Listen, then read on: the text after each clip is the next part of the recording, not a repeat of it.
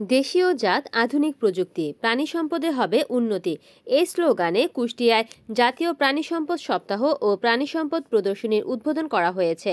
আজ বুধবার সকাল 11টায় জেলা প্রাণী সম্পদ কার্যালয় চত্বরে বেলুন উড়িয়ে উক্ত কর্মসূচির উদ্বোধন করেন কুষ্টিয়ার জেলা প্রশাসক মোহাম্মদ ইকবাল হোসেন। এ সময় কুষ্টিয়া জেলা প্রাণী সম্পদ অফিসার ডাক্তার মোহাম্মদ আল মামুন হোসেন মণ্ডল, সদর উপজেলা নির্বাহী অফিসার মোহাম্মদ রুকনুজ্জামান সহ প্রশাসনের কর্মকর্তা ও বিভিন্ন উদ্যোক্তা ও খামারিরা উপস্থিত ছিলেন।